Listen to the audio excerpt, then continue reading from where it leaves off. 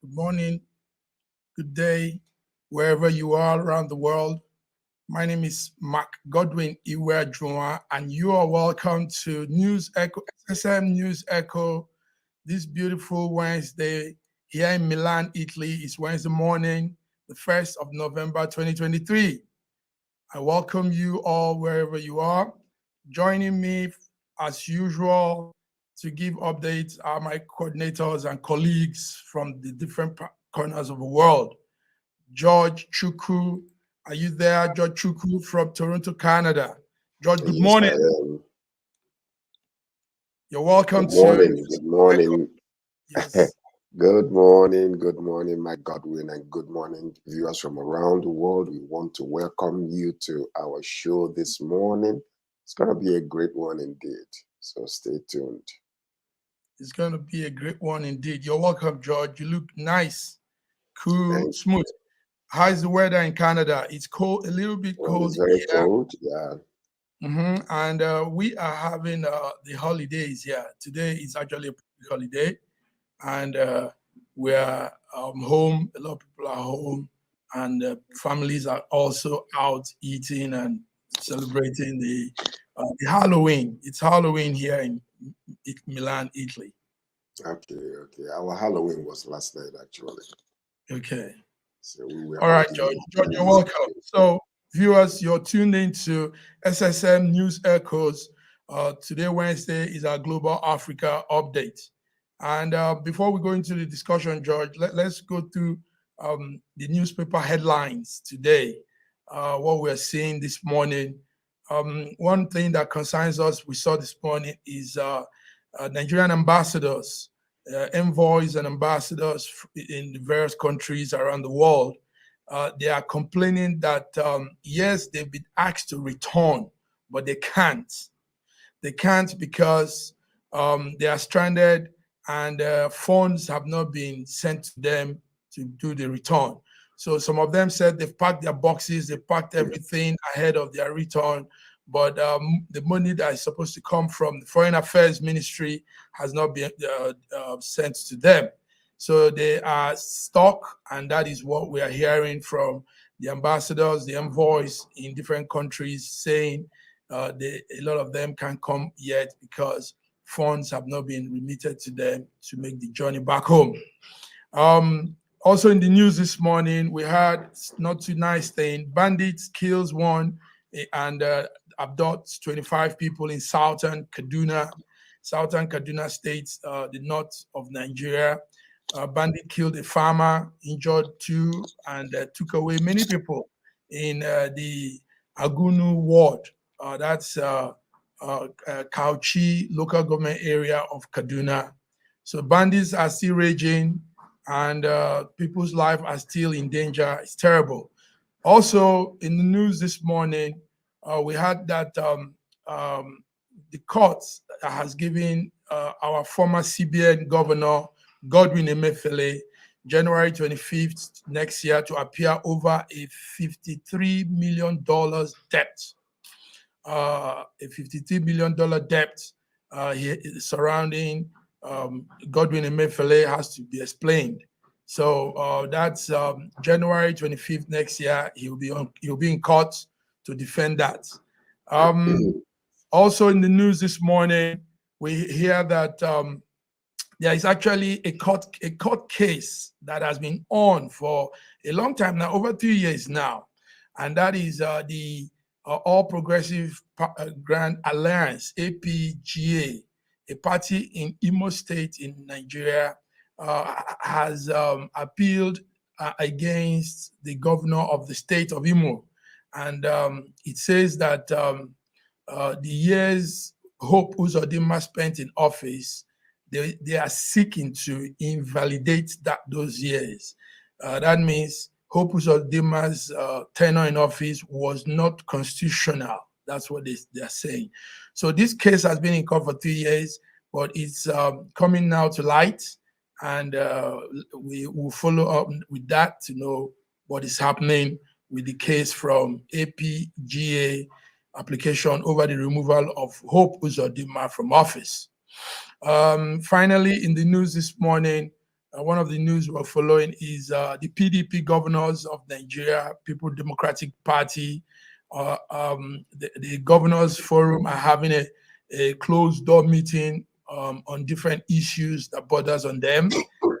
We know one of the major issue, as you all can guess, is the issue of the rift, the face off between River State Governor and River State Governor and FTC Minister Wike. So, and we're going to come into that also to talk about it. Also joining us, hopefully, to talk about that one will be on ground coordinator in River State, James Tobin. James Tobin will be joining us live, direct from River State, Port Harcourt, River State. He'll be right there in the front of the lawmakers' chamber, the government seat, and he'll be giving us the updates. I hope James is ready to do that. George, before James comes in, before we go into discussion, what's your views on these headlines? What are you seeing there? Well, first and foremost, before we start discussing Wike and Fubara, the current governor of River State, and then the past governor, let's talk about Emefiele, because his case is very, very important. The man's constitutional rights has been abused, violated, and he's been held in custody for many, many years, many months, I meant to say. Now, part of the problem we have with stuff like that is because when you are on seat, when you are doing your job, you start seeing a whole lot of the arms of government come to you to ask for favor, and even the president can mandate the sitting governor of central bank to do some things. Now, I did send you something yesterday regarding the current situation that is going on regarding our what's his name again? Dangote, the oil. Dangote. And Dangote, who took $3 billion and was only able to, has only been able to pay a difference of 1 billion in our equivalents, and the rest of them are still sitting. And he's been fighting to meet up with the current president to discuss that issue. Now, if it was under Buhari, that would have been a phone call away. He would have called immediately and will have Emefiele to just, step aside and leave that case alone. But it seems like, the chicken is coming home to roost. And I hope that the president will follow this thing, because we have lost so much money, through, favors that are being done for the arms of the government. Immediately the government changes, all those money are written off. And that's exactly what is happening. And let me tell you something. I'm alleging this. I'm not saying this is it, because I'm not saying that Emefiele is innocent. But what I'm saying is that his constitutional rights are being stifled, is being violated. And I believe that this 1 billion that they're talking about, they put on his head, might have something to do with the money that was given to Dangote. Dangote, out of his own mouth, allegedly said that without Emefiele, that his refinery will not be standing. Somebody overheard him saying that. So all these things are happening in our country. And I'm praying that our current president will follow up with this and don't do any justice or, do any favors for these people that are, taking our money and running away with it. We must be accountable to the things that has been done in the past administration, and they must be brought to order. Thank you very much, George. Before we continue, lots of things to talk about today, George. But we have our coordinator there in Lagos, Nigeria, the beautiful one, Bidi Nana. Bidi, good morning. Good morning, Massive Mike. Good morning, Sir George. Good morning, our viewers all around the world. Thanks for joining us again today. Let's do it like always. Let's do it like always, Bidi. It's good to see you. We know when there is a time change, we have this time change. We know it affects you. We are really sorry for the inconveniencing you, but thank you so much for what you do for Nigerians in diaspora. Thank you for putting out your time, your energy, your space to do this for us, keeping us abreast with situations. Okay. Also, gentlemen, lady, we have right there in Port Harcourt, River State, is somebody that will be giving us updates on what is happening because the heat is still on. You all know about the face-off between the governor of River State, present governor Sim, and the former governor that is now minister of FCT. So he's on his way to the state house, but I think he can still hear us and say some things. James Tobin, can you hear us? Can you see us? Can you connect with us? Yes, We yes, can see you I'm now. with you, sir. I can hear you clearly, sir. Okay, you're Yes, driving. sir. Okay, let's give you time to get to the state house where you'll be reporting from. We want to hear all that's going on there. So let's give you some time and we'll connect with you again. Thank you, James. Thank you, James. All right. BD, George, also on that news, I want to bring this back to you. On the news headline we were running is this bandits killing. BD, the bandits are raging hard again. The bandits are destroying lives, kidnapping people. What's your take on that, BD? Is on the news headline before we go into the discussion. The bandits raided yesterday in Kaduna State, injured people, killed people, and kidnapped people. So we thought this thing will begin to subside. Why are we seeing an increase in banditry and terrorism and all of this? PD. When we say the bandits is raging again, I smile, I laugh, as if there was a time they stopped. They never Yes, there was stopped. a time they stopped during the There was election never season. no. That was media. That was media work.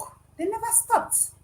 Hmm. They never stopped for 1 day, for 1 minute. They've been there. We have a way of, changing the narrative to suit us or to suit a particular situation. We want it at a particular time. Do you understand? As long as I'm concerned in Nigeria or West Africa, bandits never stopped. They've been there.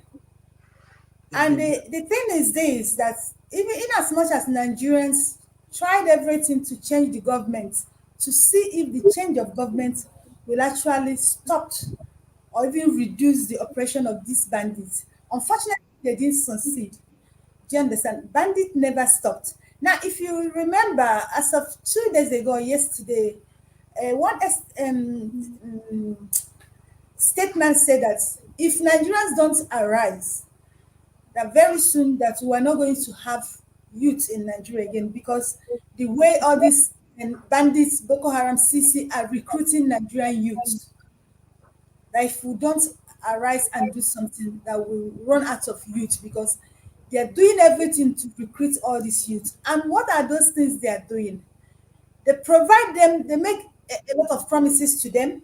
They'll give them good life. They'll make life easy for them. And yes, they do. From the beginning, they will give them, they will entice them. This bandit, this Boko Haram, they're like a man wooing a woman. When a man wooing a woman, he will give you everything. And you will think that, oh, he's going to continue like that. But when you accept and you now start asking what's happening, the man, it's like when campaigning an election. You don't expect me to do what I do when I'm campaigning after I've won election. That's exactly what happens to all these bandits and Nigerian youths. They promise them a lot of good things and which they provide for them. Thank you very much. Gentlemen, let's get into the main discussion. We would have gone on a short break, but time and also a little bit of technical thing might just drop in if we do that. So we'll go straight into the discussion. James I hope James is getting close. James is going to give us the update there. Okay, gentlemen. We all saw what happened on Monday. We woke up on Monday morning to see the crisis in River State. It took a different dimension when the governor of the state also claimed that he was shot at and tear gas were aimed at him. Nigerians across the globe has been speaking. everybody is concerned. What is happening in River State? What is happening in River State? As of yesterday, anyway, the INEC select president said he intervened. He came in and made some dialogue with both of them. As of yesterday, also, the two party concerned, the governor of the state and the former governor of the state, had a meeting, and even though it was a closed meeting, but they seemed cheerful. They exchanged pleasantries, and they looked like they were reconciling. But this morning, we're still on this whole thing. So before we come in, George, before we come in, BD, let's hear from James. James has been making a lot of updates for us right there in Port Harcourt, in front of the State House. James, are you there now? Can we hear you? Yes, good morning, sir. I'm here. I'm very much in front of the government house, River State. Okay.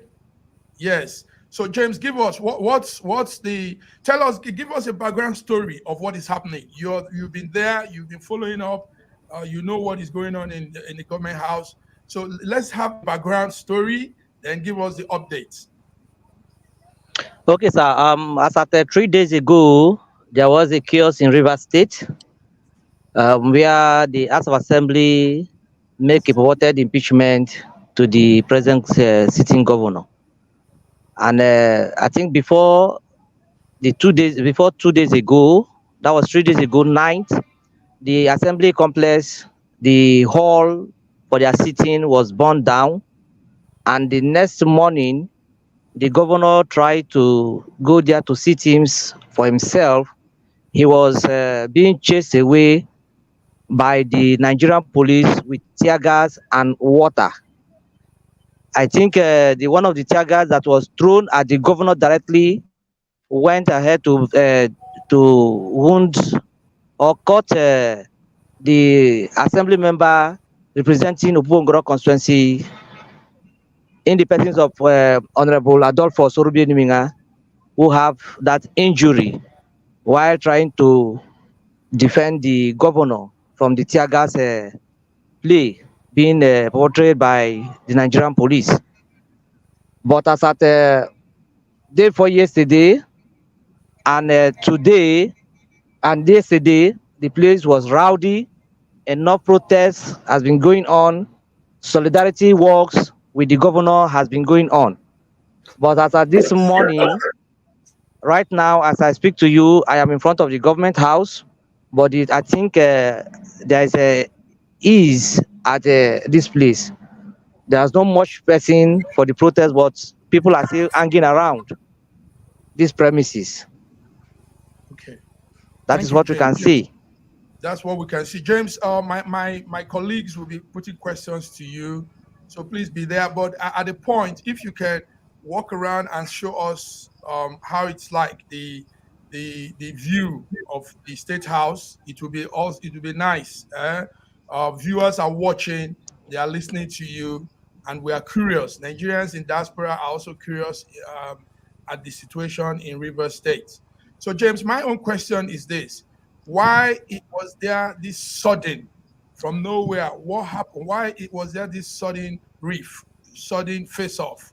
Why did we begin to hear the governor make those strong statements on Monday?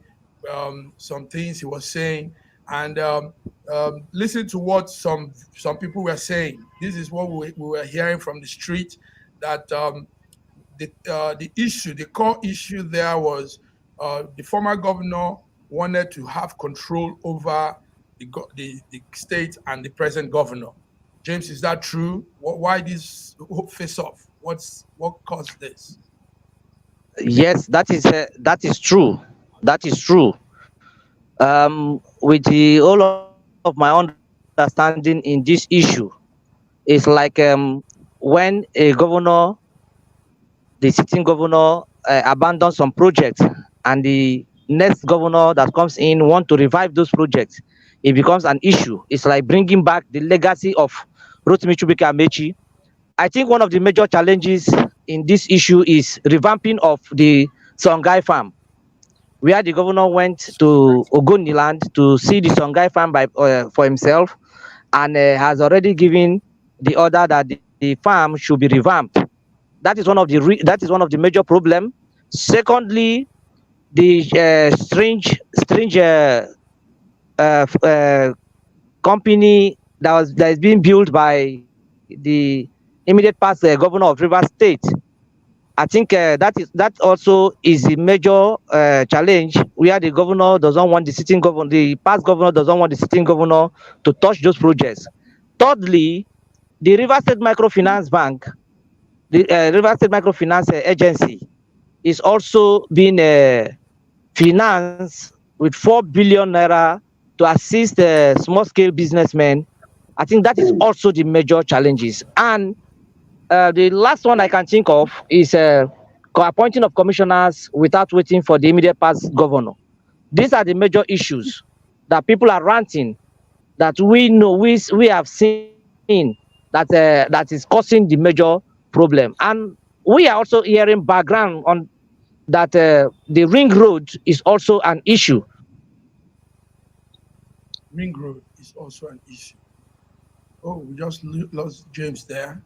I think that's James' next network. Okay, gentlemen, you're all hearing James speak live. He's a Rivers coordinator, and he's been following all of this from the beginning.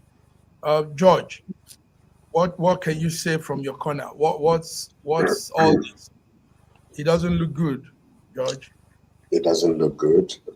Power corrupts, and absolute power corrupts even more. You see, Governor Wike has finished his term. He's now the head of the FCT. And what in the world, it's been all over the news what he said. What if the current governor does not, obey you, or whatever the case might be? He's like, is he serving me? But you see, what is happening with some of these people is because the kind of power that they have given to them corrupts them so much, they feel that they can control things even after they leave office. Now, I'm not saying that there should not be any coordination between the current governor and the past governor, but my question I was going to ask James is this particular project that is trying to be revived, what is the Governor Wike's problem with it? Is it because he was trying to do the project for himself, and then when the current governor wants to revive it for the state and he's getting upset? What's the problem? Because it doesn't make any sense whatsoever that the past governor is trying to continue a project that the former governor left, and the former governor is getting upset and wanting to, even to the point of killing him or whatever the case might be. I don't understand it. So that's one thing I wanted to ask James and let him clarify these type of things. Good, and that's a very pertinent question. Yes. James, can you hear us? Okay. Yes. George, yes, I can hear you. Sorry, the network here is very bad. Oh dear, it's okay. We understand that's Nigeria. Oh dear. It's okay. So, James, what I was going to ask you is, why is ex-governor Wike angry that Paburu is trying to reinstate or restart the project that he was doing? Is it because Governor Wike wanted that project for himself personally, that he was actually doing it for the state? And now that the current governor wants to revive it, you want to fight against it. What would be the problem with Governor Fabulu reinstating that particular project? What do you think is the problem there? I think, sir, the problem there is, a lot of youths of Rivers State has been clamoring for employment and empowerment. Now, this is what the former governor of Rivers State has promised the youth, that after the completion of the strange company, that there will be employment and empowerment of Rivers people. Now, the former governor has completed the project because he commissioned it before he left office, but the company is not working. And I think this present governor, I've seen a lot of youths walking in the street without anything, without doing anything. And he feels maybe revamping this place and giving employment to the youth will be the best of Rivers people. And I think at this point in time, the reason best known to the immediate past governor why he doesn't want those things to be revamped. Because like the Songhai farm, the immediate past governor said that it is of no use to Rivers State.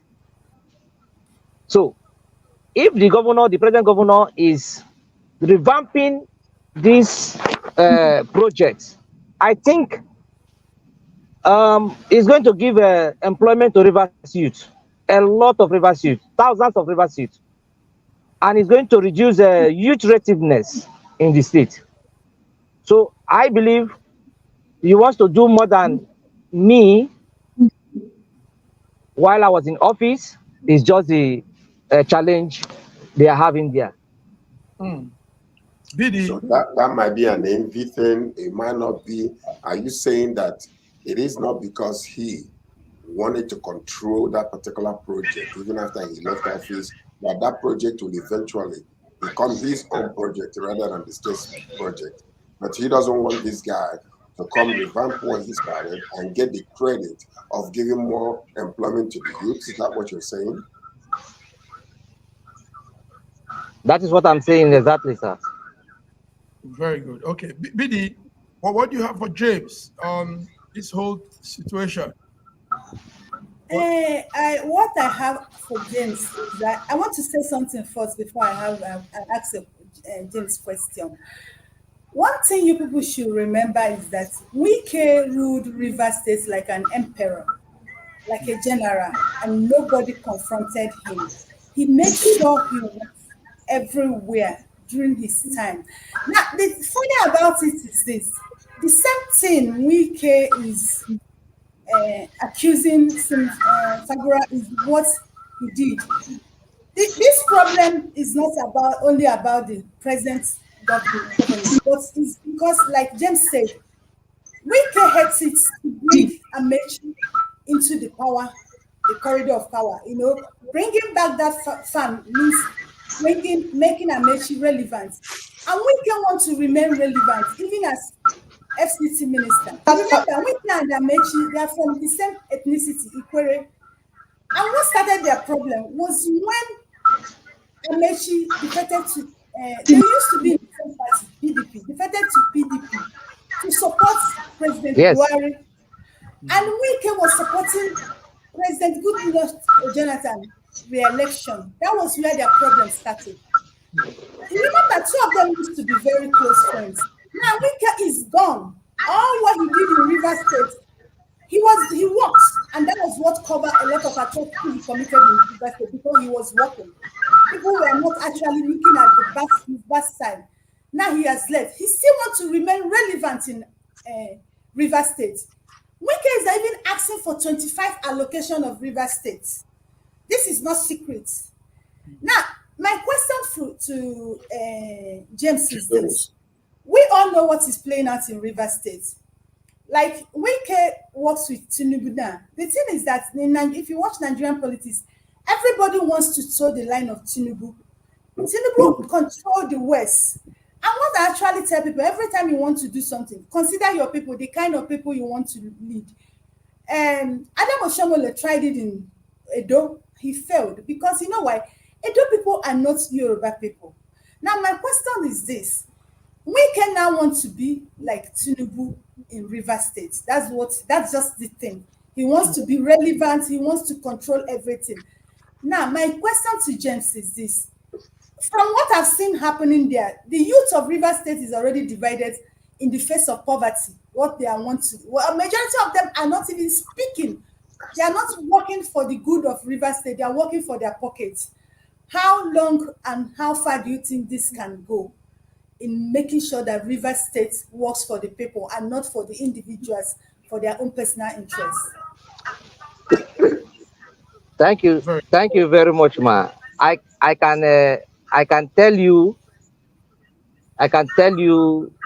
without any provocation that Rivers youths are wise.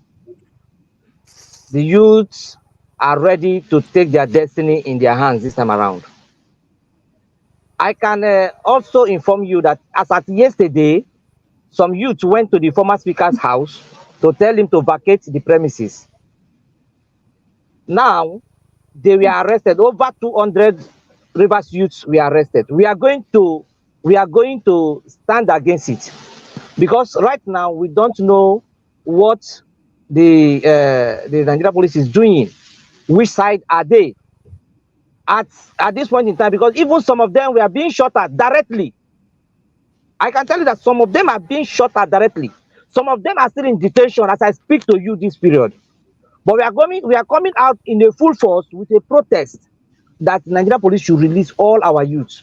It is not as usual. It is not as it is before, that one man will be controlling the destiny of Rivers youth. No, the Rivers youth are wise. Rivers youth are, as I'm talking to you, Ambassador Chijoke Nwo is the chairman of the National Youth Council of Nigeria, is also in the cell. He's also in the cell. He's been arrested. His building, his house was being destroyed. He was attacked, almost assassinate his life. He escaped assassination 2 days ago. This is how bad it is in Rivers State. And the Rivers people, the Rivers youth have said, we don't want this again. We want to take our destiny into our hands. So the Rivers youth are, whether if you see they are divided, I think the majority of the Rivers youth are in the side of the present governor. Okay, gentlemen, please. I want us to go on a break. We have to go on a break. Let's go on a break. James, please hang on there. And next time we come, maybe give us a better view of the State House or a view of yourself. But let's go on the break, gentlemen, and we'll be back. Viewers are listening. Viewers, we are tuned into Wednesday morning SSM News Africa. And we'll be going on a break now. We'll be back on more updates in Rivers discussion and some other news. Thank you.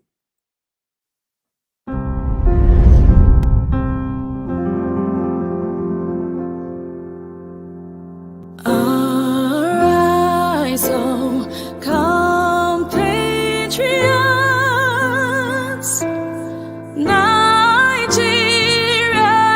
call, obey, to serve our fatherland with love and strength and faith.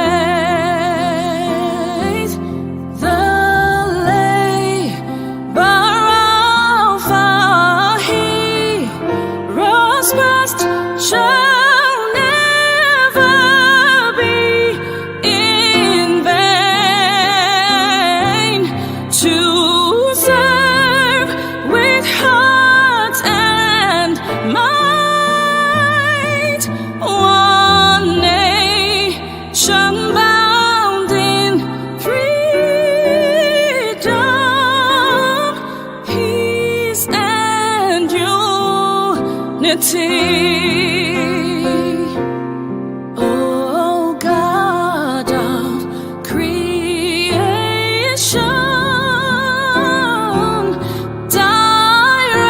This country has some of the most extraordinary culinary diversity in the world. I'm talking about Nigeria. This first dish is amala abula, made popular by the Yoruba people in southwest Nigeria. It starts with amala made from dried yam and then is covered in a variety of soups. Next we have ofe and sala, a white soup that is synonymous with the Igbo people of southeastern Nigeria. It goes best with fufu, or akbo as the Igbos call it. Next we have suya, the most well-known food of the Hausa and Fulani people of northern Nigeria. Meat is covered in a peanut-based powder called yaji and cooked over an open fire. This is banga and starch, a classic of the Orobo people of Delta State. Lastly, we have onunu, a plantain-based swallow of the Izon people in South Nigeria. We are eating it with fisherman soup popular throughout this whole region. And of course, we don't forget the jollof rice. This is popular everywhere in Nigeria. I think what makes Nigeria so great is the diversity of all the different people coming together. These beautiful ethnic groups living side by side, sharing culture and cuisine is what makes Nigeria such an amazing country to visit. Nigerians should be so proud of that cultural heritage, as there is so much more that unites than divides them.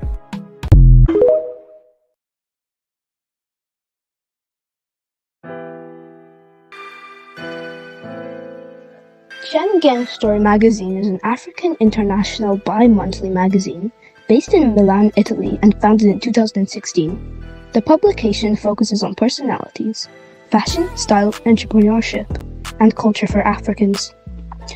Though articles on food, movies, fitness, music, travel, sports, technology, and books are also featured. Our lives full of best stories. A lot can happen in a month. Expand your mind, change your world. Get Schengen Story magazine's full editions. Celebrating Africans make an impact. Read better, the inside story. Your fashion magazine for a better lifestyle.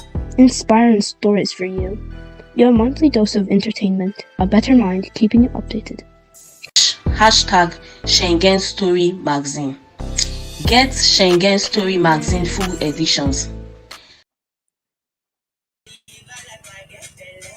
Yes, viewers, you are tuned back to our program, Story News.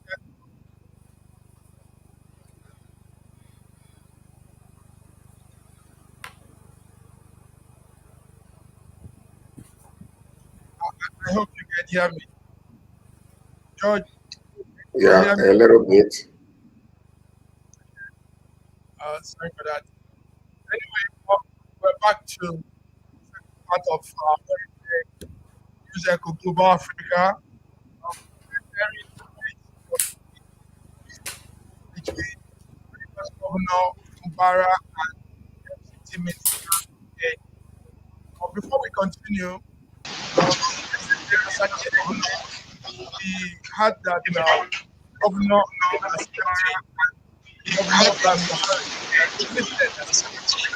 Tinubu has come in to intervene.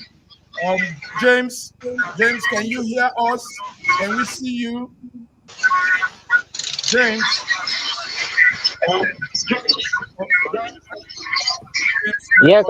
Yes, I'm with you, sir.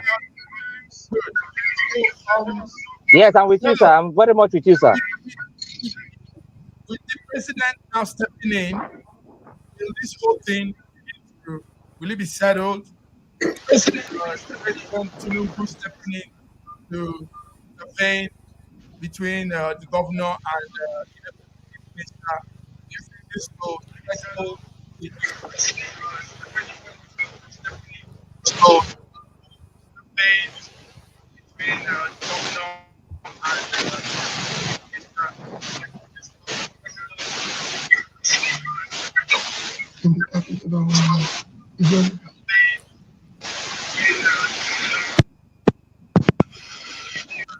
Can you hear us, James? All right, George. What do you think? The president.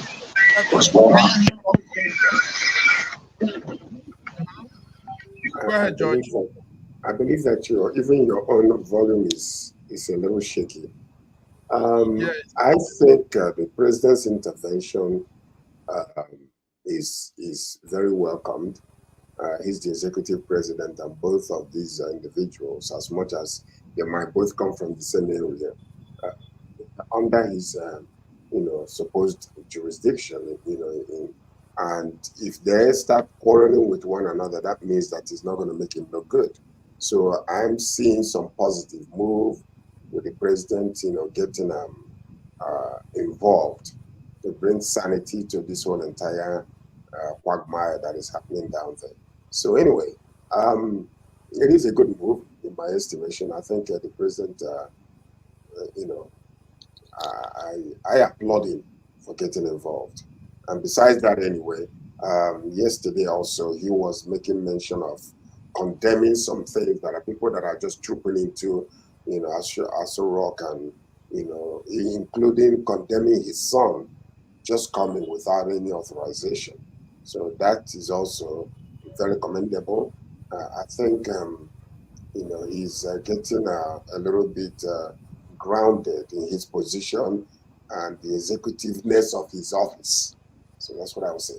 Do you think him condemning or calling out his son and saying he shouldn't be in the FAC meeting, do you think that has anything to do? Because we were here when we saw the young man take our presidential plane jet to watch polo game.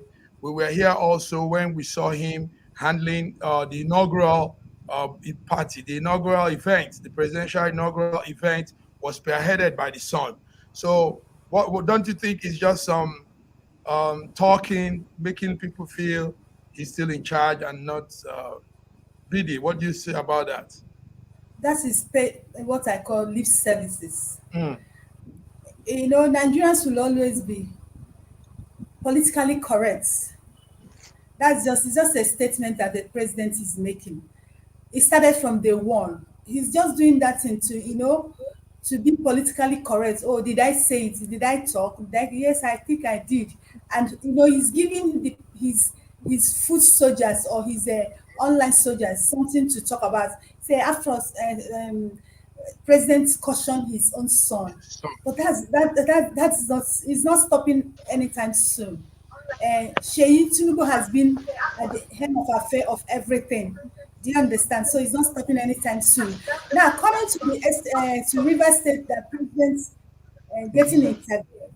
One thing you people should understand is this: before Bola Ahmed Tinubu become the president of Nigeria, he has been a politician and he's a good politician. Let me tell you people that this fight is in a bit of, they want Wike to hand over Rivers to the APC. That's just what this is all about. They want to take over River State. APC wants to take over River State. And you should understand that President Tinubu is the president of Federal Republic of Nigeria. He's no longer the president of APC, PDP. That's how it's supposed to be. So he will always make a statement. But you should understand, on the tone of his statement, he will be protecting his party, APC. So it's up to the people of River State if they want to join APC, because that's what all this thing is all about. APC wow. wants to take over River State. Thank you, BD. BD is always coming very, very with force. James is not here to respond to what you've said. We hope James' network will peak. But let's go on to some other news happening around. Yesterday, not too far away from me here, we border with France, with Paris. So there's just some few kilometers from where I am is the border town with Paris. Now, the police shot and wounded a woman wearing hijab, the veil, and she was behaving in a very strange way in a metro line somewhere in France, and they had to take her down. So this happened yesterday in France, and it caused some commotion because it was walk time, people moving when the whole town is on the move. Also, I want BD to give us update on this. A 14-year-old girl that killed her the Futa Minna lecturer.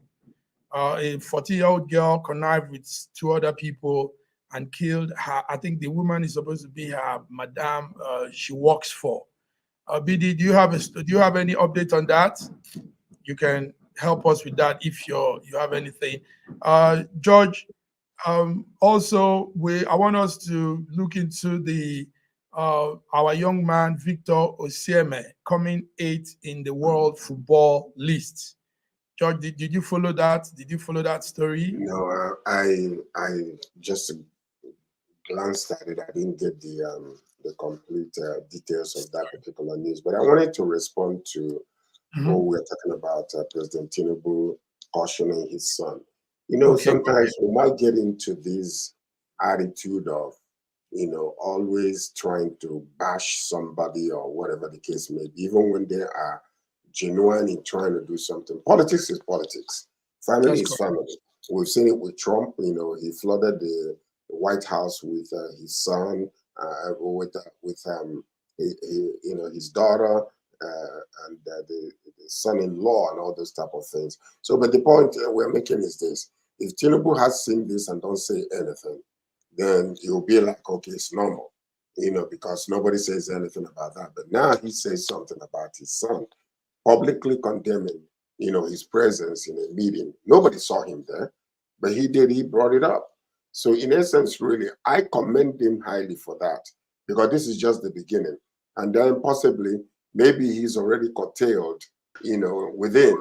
He might have already curtailed the attitude of the son using the presidential jet to go and do some, personal, things. So this is just the beginning.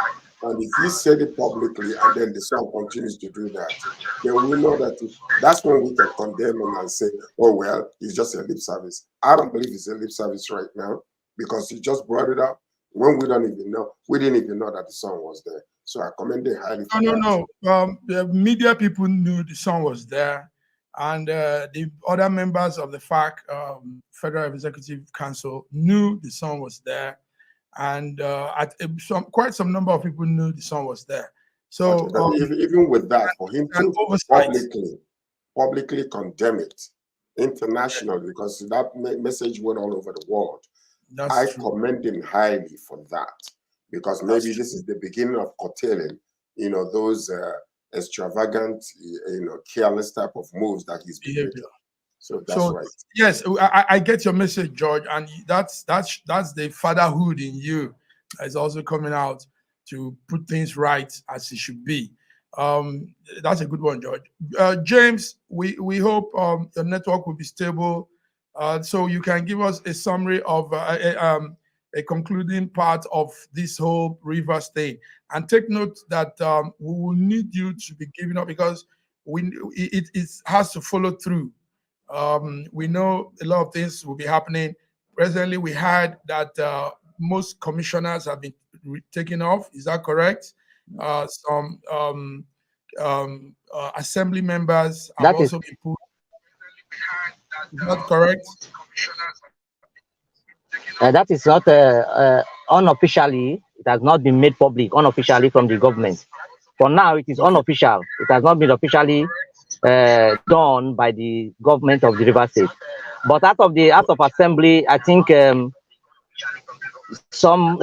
Martins Amewule part suspended some 4 lawmakers, while the one standing with the governor also suspended, in fact, sacked the speaker, Martins Amewule, and elected their speaker, and also suspended some lawmakers from that angle. So it is a vice versa presently that is happening in River State right now. Okay. So, James, can you tell us from your own investigation, is it true that Wike demanded a certain percentage of money to be coming into his own account? 25% of the River State allocation, sir.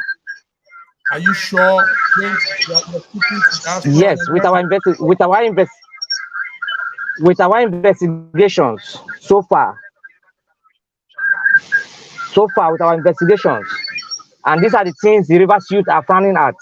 These are the things the Rivers youth are saying no to.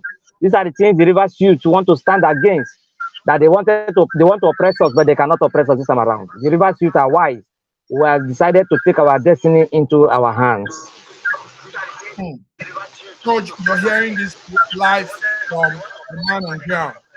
So with that report, it means that godfatherism and political maneuvering and all these ills in politics is strongly going on in Nigeria, and now in Rivers is bringing it to light. George, is that not true? That means Wike is running a more like a mob. This is how the mob arrangement, the cartel of mobs, this is how they operate. Is that not what we're seeing?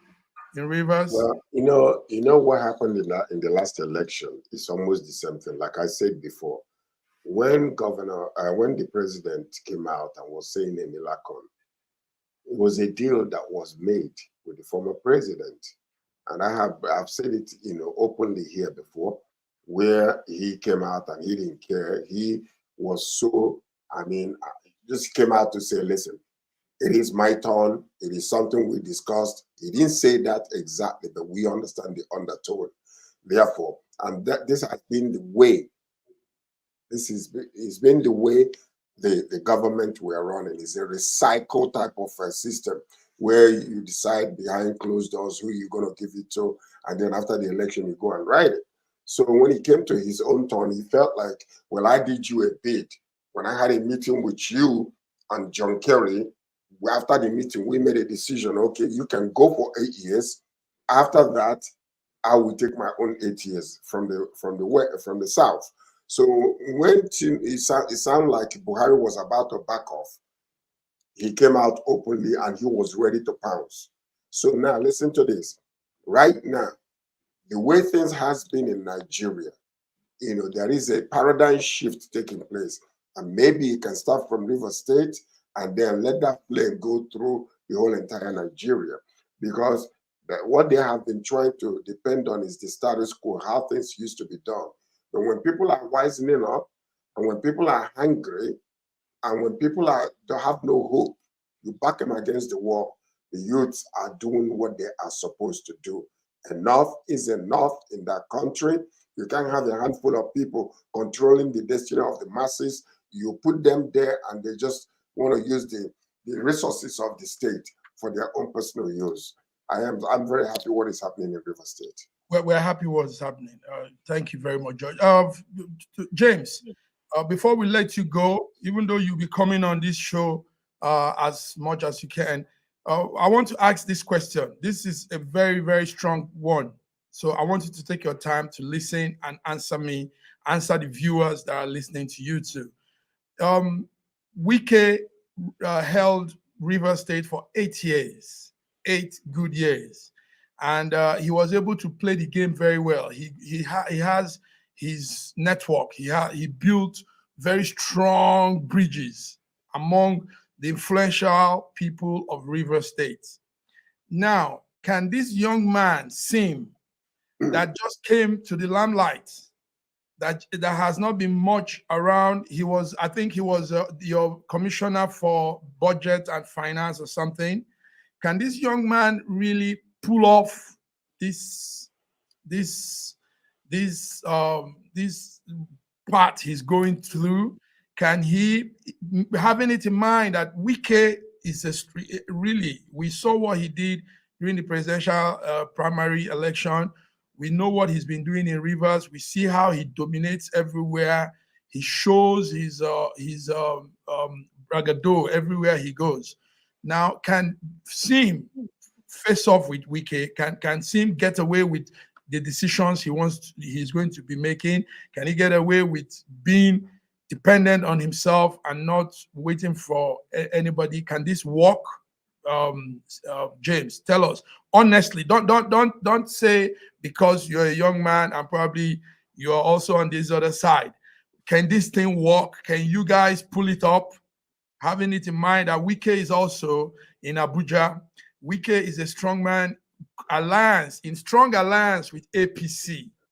Wike has track record of politicking. Go ahead, James.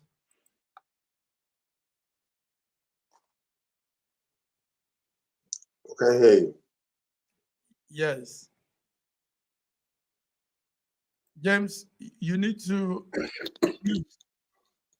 Okay, before James comes in, George, the same question to you. Do you think Governor Sim Fubara, do you think he can pull this strong?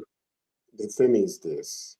Yes. We go to Abia State, we'll see what the governor is doing. He's doing a fantastic job at the beginning. But it is not how you start that counts, it's how you finish. If he continues with that momentum, yes, indeed. Yeah.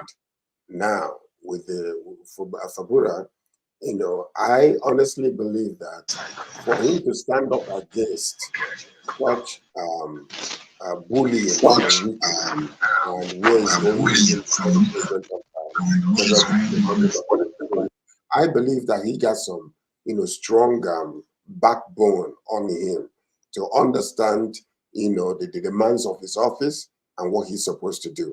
Because you see that you've seen that with other governors and other states where all of a sudden somebody takes over, but the former governor wants to be the godfather and control everything that happens with the new governor.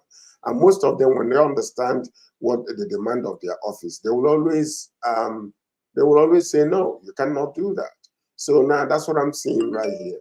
And I believe that after this public explosion that is taking place, Wike needs to back off.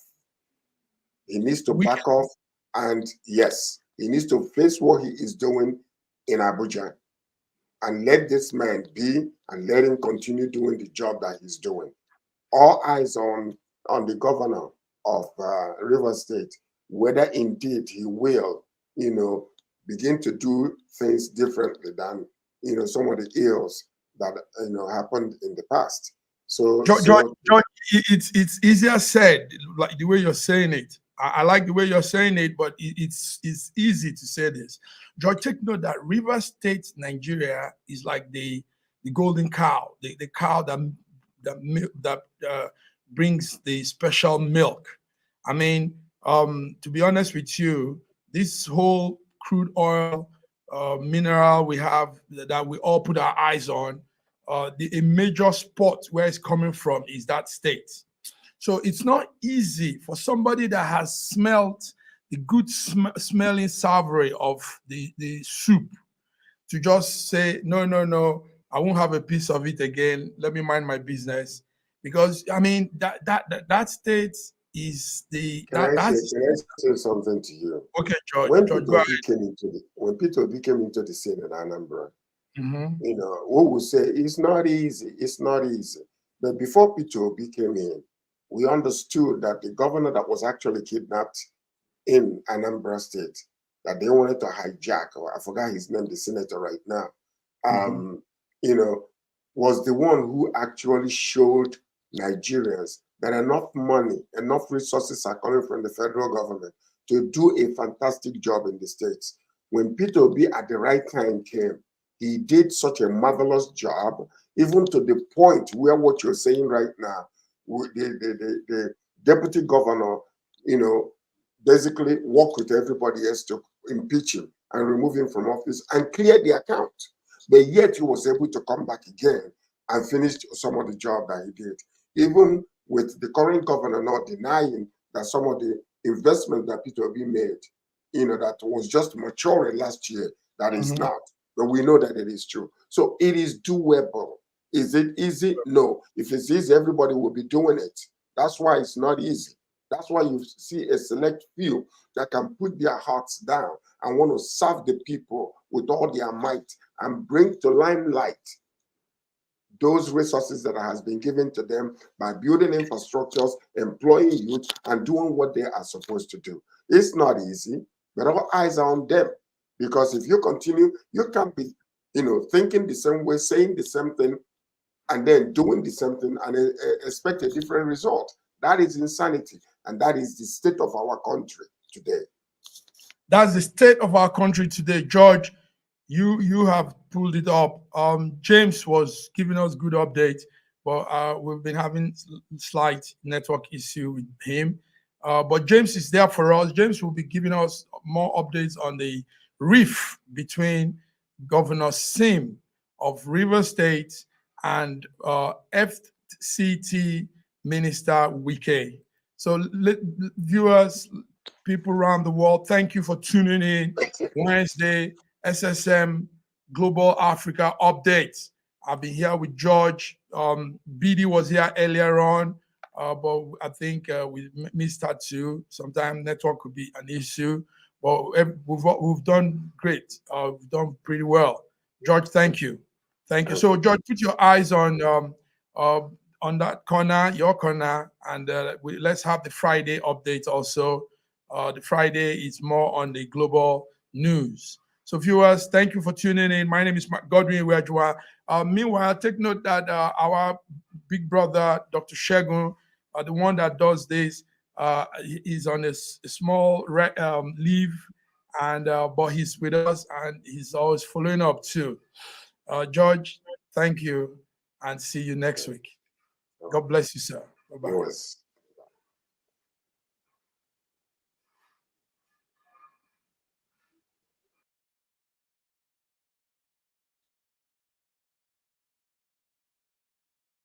So